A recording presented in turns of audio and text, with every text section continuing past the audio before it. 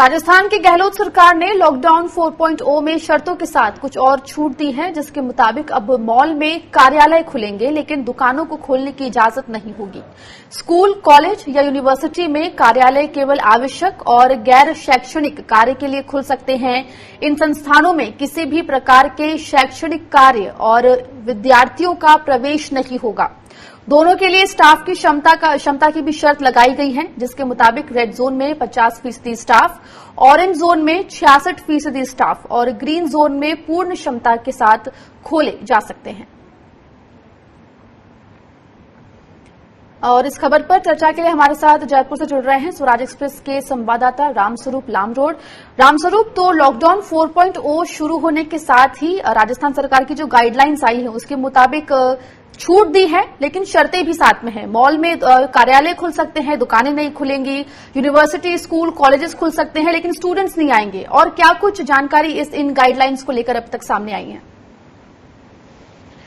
देखिए, कंटेनमेंट छोड़ के बाकी सभी जगह पर सभी निजी कार्यालय और सरकारी कार्यालय खोलने के आदेश लॉकडाउन 4 में जो है पूरी तरह से छूट दे दी गई है।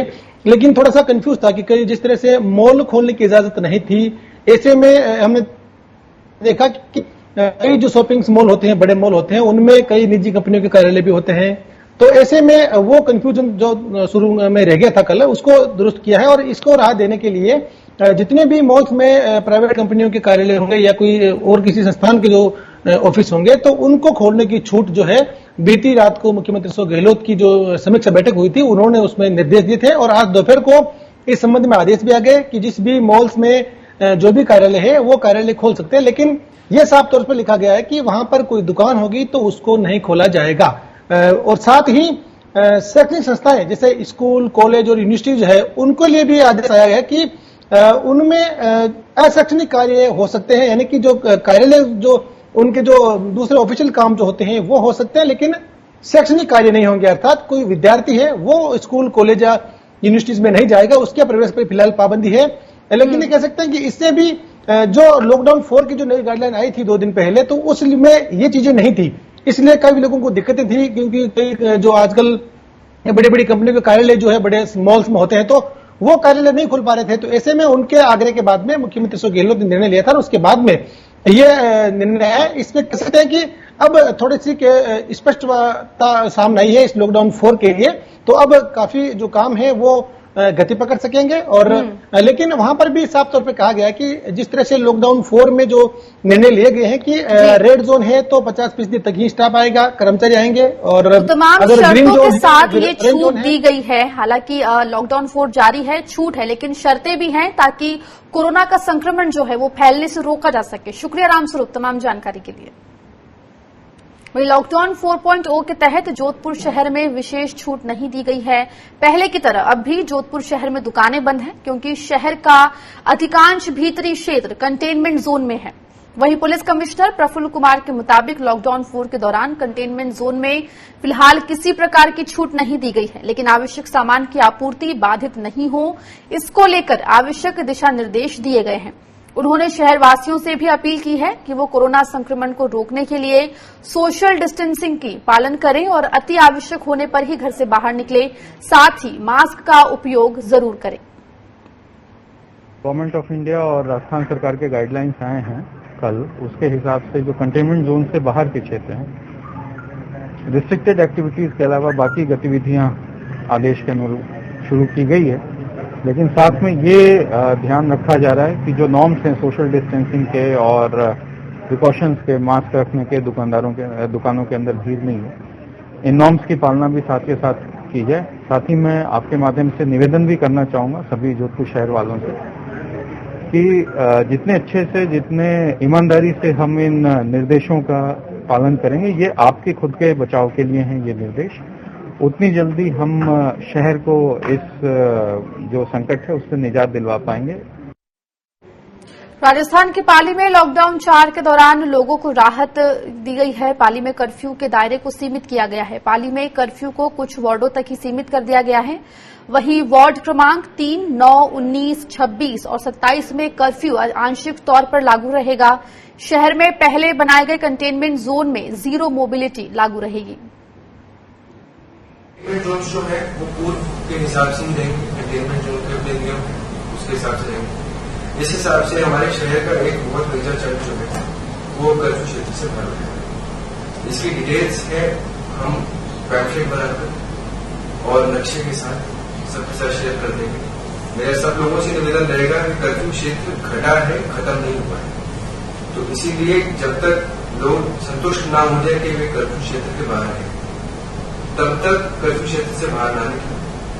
क्योंकि यदि जाने के अंदर भी अगर आप बाहर निकलते हो और कर्फ्यू क्षेत्र के अंदर है तो आपके विरुद्ध जो नॉर्मल कानूनी कार्रवाई होती है वो। उधर राजस्थान के सिरोही में पुलिस ने गुजरात से लाई जा रही 40 लाख की शराब बरामद की है। ट्रक में भरकर ये शराब गुजरात से राजस्थान लाई जा रही थी। प्लास्टिक के कट्टों की गांठों के पीछे ट्रक में शराब छिपाई गई थी। पुलिस ने ट्रक ड्राइवर को गिरफ्तार कर लिया है और उससे पूछताछ की जा रही है। एक मावल बॉर्डर पर गुजरात जाते हुए ट्रक रुकवा कर ट्रैक किया था, उसमें से भारी मात्रा में अवैध शराब इनको पुलिस द्वारा बरामद की गई है। 470 पेटी अवैध शराब का प्लास्टिक की गांठों के नीचे छुपाकर एक ढांचा बनाकर परिवहन किया जा रहा था। इसको पकड़ा और एक ड्राइवर को देशराज नाम के चालक को गिरफ्तार किया। कितने की शराब? करीब 40 लाख रुपए कीमत की शराब। कहाँ से कहा जा रही है? ये हरियाणा पंजाब से आती है, गुजरात सप्लाई। राजस्थान से जुड़े कुछ और खबरों के लिए रुक करते हैं न्यूज रूम का, जहां मौजूद है स्वराज एक्सप्रेस के सलाहकार संपादक Pankaj Srivastava ji. Over to you Pankaj. शुक्रिया आकांक्षा। खबरें राजस्थान से, जो महत्वपूर्ण खबरें हैं जो आज के अखबारों में छपी हैं, जिन्हें जानना चाहिए हमारे दर्शकों को, उनमें कुछ चुनिंदा खबरें लेकर हम आए हैं। सबसे पहले राजस्थान का हाल कोरोना के संदर्भ में। राजस्थान में कोरोना की स्थिति गंभीर हुई है और नए संक्रमित मरीजों की संख्या औसतन 150% बढ़ गई है। 7 दिन में 1719 मरीज मिले, जिनमें 888 प्रवासी हैं। एक गंभीर बात यह है कि प्रवासियों के आने से ये स्थिति ज्यादा बिगड़ रही है और अब तक जयपुर और कोटा यही 2 जिले हैं जिनको छोड़कर सभी 31 जिलों में प्रवासी गए हैं। बहरहाल राजस्थान में 7 दिन पहले तक जो नए मरीज मिलते थे रोजाना, उनकी संख्या 100 से 150 के बीच होती थी। अब ये 300 से भी ऊपर पहुंच गई है और मंगलवार को 22 जिलों में नए रोगी मिले। प्रदेश में अब तक कुल 5,845 रोगी हो गए हैं और 143 लोगों की मौत हो गई है। तो कुल मिला के ये बात समझ में आती है कि जिस तरीके से कोरोना संकट पे राजस्थान सरकार ने शुरुआत में बहुत अच्छा प्रदर्शन किया था, लेकिन अब वो संकट बढ़ गया है, खासतौर पर प्रवासी जो हैं उनकी वापसी के साथ। यानी कोरोना कहीं से भी कमजोर पड़ता फिलहाल नहीं दिख रहा है। अगली खबर एक है जो इसमें छपी हुई है, ये भास्कर में, और ये महिलाओं के दृष्टि से बहुत ही गंभीर खबर है कि सरकार की तमाम कोशिशों के बावजूद राजस्थान में करीब 75 लाख महिलाएं हैं जिन्हें सैनिटरी पैड्स नहीं मिल पा रहे हैं। हालांकि सरकार ने कोशिश की है कि आंगनवाड़ी के जरिए और इस तरह के तमाम जो सरकारी संस्थाएं उनके जरिए ये पहुंचाए जाएं, लेकिन फिलहाल एक रिपोर्ट छापी है अखबार में जिसने ये देखा है कि तमाम जगह जो है वो सैनिटरी पैड्स बड़ी तादाद में अलमारियों में बंद हैं, बोरों में रखे हुए हैं, लेकिन लोगों तक पहुंच नहीं पा रहे हैं। और लॉकडाउन के कारण करीब 59 दिनों से ये पैड बंट नहीं पा रहे हैं और जाहिर है इसका सिर्फ अंदाजा लगाया जा सकता है कि महिलाओं को इससे कितनी ज्यादा तकलीफ हुई होगी। और 15 ऐसी लड़कियां हैं जिन्होंने मुख्यमंत्री और अफसरों को पत्र लिखा है इस सिलसिले में।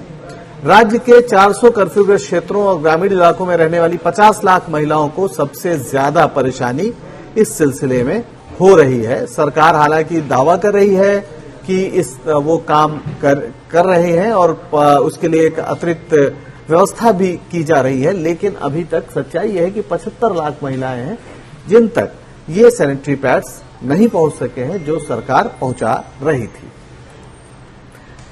और एक कोरोना ने जिस तरह से जिंदगी में तब्दीली लाई है वो देखने की बात है कि खास तौर पर हमने सुना शादियों में लोग सीमित हो गए हैं या तमाम मीटिंग्स उस तरह नहीं हो सकती हैं, लेकिन जो अंतिम संस्कार हो रहा है उसमें भी अगर कोरोना का मरीज है, उसकी मृत्यु हो जाती है तो उसके परिजन उसके पास नहीं जा सकते और ऐसे में मोबाइल फोन अकेला सहारा बना है जिसके जरिए वो अपने प्रिय जन की कई बार वीडियो रिकॉर्डिंग देखते हैं, लाइव देखते हैं उनके अंतिम संस्कार की। और ऐसी एक खबर छपी हुई है ये जयपुर से, जहां ये बताया गया है कि 4 साल की बच्ची को आखिरी बार देखने के लिए तड़प रहे थे मां बाप, और डॉक्टर ने वीडियो कॉल करके उन्हें ये दिखाया। यानी डॉक्टर ये जिम्मेदारी निभा पा रहे हैं कि अगर किसी की मृत्यु हो जा रही है तो उसके अंतिम दर्शन उनके मां बाप को या परिजनों को करा दें। और ऐसी कई घटनाएं अब तक हुई हैं। और जयपुर के सबसे बड़े अस्पताल सवाई मानसिंह में कोरोना से मरने वालों के शव के दर्शन इन दिनों वीडियो कॉल पर करवाए जा रहे हैं, और ऐसी एक नहीं 6 घटनाएं हो चुकी हैं। तो आप समझ सकते हैं कि ये कितना क्रूर समय है, जबकि कोरोना की वजह से लोग अपने परिजनों से उस स्थिति में भी दूर रहने को मजबूर हैं जब उन्हें हर हाल में वहां होना था, यानी अंतिम विदाई के समय। तो कोरोना ने किस तरह से जिंदगी को बुरी तरह प्रभावित किया है, ये उसका एक उदाहरण है। और एक खबर और है कि अब बसें चलाने की बात राजस्थान में हो रही है। गुरुग्राम से जयपुर जाएंगी हरियाणा रोडवेज की बसें। हरियाणा और राजस्थान सरकार की सहमति के बाद ये माना गया है कि बुधवार से यानी आज से दोनों राज्यों के बीच अंतर्राज्यीय सेवा शुरू हो रही है। इसके तहत गुरुग्राम से हरियाणा रोडवेज की 2 बसों को जयपुर के लिए संचालित किया जाएगा और गुरुग्राम से यात्री बस में जयपुर जा सकेंगे। वहीं राजस्थान रोडवेज की बसों के संचालन पर अभी फैसला नहीं हुआ है और फिलहाल हरियाणा की ही 2 बसें शुरू हुई हैं। कुल मिला के एक ये शुरुआत देखी जा रही है कि किस तरह से लॉकडाउन के बाद जिंदगी को पटरी पर लाया जाए और उसके लिए परिवहन सेवाओं को किस तरीके से सामान्य बनाया जाए, उसकी ये कोशिश की जा रही है। तो ये ऑरेंज जोन जो है वहां पर रोडवेज की बसें चलेंगी। जाहिर है जो रेड जोन है वहां पर कोई खतरा सरकार नहीं मोल लेना चाहती, वहां पर कोई बस नहीं जाएगी, वहां पर बाहर के लोग नहीं जाएंगे। लेकिन जो ऑरेंज जोन है वहां पर बसें जा सकें, इसकी कोशिश की जा रही है। और एक खबर यह है कि अब राजस्थानी जो विदेशों में है, प्रवासी हैं, वो भारत आएंगे, उसकी तैयारी हो रही है। 22 जून से 1 जून के बीच 13 ऐसी उड़ानें होंगी, फ्लाइट्स होंगी जिनसे प्रवासी आएंगे और इसके लिए राजस्थान का जो जयपुर अंतर्राष्ट्रीय हवाई अड्डा है वहां पर काफी तैयारी की गई है। 22 मई को लंदन से पहली फ्लाइट दोपहर 1:40 पर पहुंचेगी, जिसमें करीब 150 प्रवासी राजस्थान लौट रहे हैं। ब्रिटेन, कनाडा, रूस, कजाकिस्तान, फिलीपींस, किर्गिस्तान, जॉर्जिया सहित कई देशों में प्रवासी राजस्थानी जो रहते हैं वे जयपुर लौटेंगे। इन्हें लौटने पर 14 दिन क्वारंटीन किया जाएगा, अलग अलग होटलों में इन्हें रखा जाएगा। राज्य सरकार इसकी पूरी तैयारी कर रही है ताकि किसी भी तरह का खतरा प्रवासी जो आ रहे हैं उनकी वजह से ना हो। और एक खबर ये भास्कर की खबर है जिसमें बताया गया है कि राजस्थान में अब आंधी के बाद पश्चिमी राजस्थान में लू का दौर शुरू हो गया है। तन को झुलसाने लगे हैं गर्म हवा के थपेड़े। वैसे भी राजस्थान में गर्मी स्वाभाविक है, रेगिस्तानी इलाका है, लेकिन अब अचानक जब पारा 45 डिग्री के पार जा सकता है ऐसी आशंका हो गई है। सौराष्ट्र और कच्छ की तरफ से गर्म हवाएं आ रही हैं, यानी पूरी तरह से जो गर्मी है वो अपना रंग दिखा रही। कुछ दिन पहले आंधी चली थी और उसके बाद ये लू का सीजन शुरू हो रहा है। रिपोर्ट में बताया गया है कि ऐसा लगता है कि आसमान से मानो आग बरस रही हो। आप अंदाजा लगा सकते हैं कि किस तरह की स्थिति है। और मौसम विभाग का अनुमान है कि पूरे पश्चिमी राजस्थान में अगले कुछ दिनों तक भीषण गर्मी के साथ लू का ये दौर जारी रहेगा। जोधपुर सहित पूरे पश्चिमी राजस्थान में मई महीने में अमूमन भीषण गर्मी पड़ती है, ऐसा बताया जा रहा है। और इस बार लेकिन थोड़े थोड़े अंतराल के बाद बारिश हुई, कभी रेतीले बवंडर हुए, तो उसकी वजह से थोड़ा तापमान थमा हुआ था। लेकिन अब शायद वैसा नहीं रह पाएगा। 42 डिग्री तक तापमान पहुंच चुका है और 45 डिग्री जल्दी ही इसके पहुंचने की आशंका है। यानी काफी गर्मी राजस्थान में, पश्चिमी राजस्थान में लोगों को झेलने को मिलेगी। और एक खबर है जो किसानों के लिए काफी परेशानी की बात है। हम अपने किसान बुलेटिन में उसका जिक्र बार बार करते भी रहे हैं। स्वराज एक्सप्रेस का जो किसान बुलेटिन है, ये खबर है कि शेखावटी में 1.5 किलोमीटर लंबा जो टिड्डी दल है वो पहुंचा है। आमतौर पर अखबार लिखते हैं कि पाकिस्तान से आया है, लेकिन वो पाकिस्तान से भी बहुत पीछे से आता है। ये ग्लोब है, टिड्डियों को सरहद का पता नहीं होता है। बहरहाल हमारे हिंदी के अखबार कमाल करते हैं, तो उन्होंने लिखा है कि पाकिस्तान का 1.5 किलोमीटर लंबा टिड्डी दल है। उम्मीद की जाती है कि उन टिड्डियों से पासपोर्ट तो नहीं मांगे होंगे। बहरहाल ये खबर है कि शेखावटी में पिछले 2 माह से कोरोना महामारी के भय के बीच जी रहे लोगों की मुसीबत बढ़ने वाली है। वजह यह है कि पाकिस्तान से उड़ा टिड्डी दल अब शेखावटी की ओर से तेजी से बढ़ रहा है। हवाओं की गति की दिशा में बढ़कर ये दल मंगलवार को झुंझुनू जिले के अलसीसर व मलसीसर इलाके में पहुंच गया है। चुरू जिले के सरदार शहर व आसपास के क्षेत्रों में लाखों की संख्या में टिड्डियों ने डेरा जमा लिया है। टिड्डी हमारे इतिहास का एक बहुत बड़ा एक अध्याय रहा है और यहां तक कि जब हमला होता था तो हमलावरों को भी कहा जाता था कि टिड्डी दल की तरह वो टूट पड़े। यानी टिड्डियों और किसानों की दुश्मनी बहुत पुरानी है, शायद कृषि के आविष्कार से भी ज्यादा पुरानी है। बहरहाल 2020 में टिड्डियों को पाकिस्तानी पासपोर्ट हमारे अखबारों ने दे दिया है। तो आज राजस्थान की ये थी कुछ खास खबरें। Over to you Akanksha.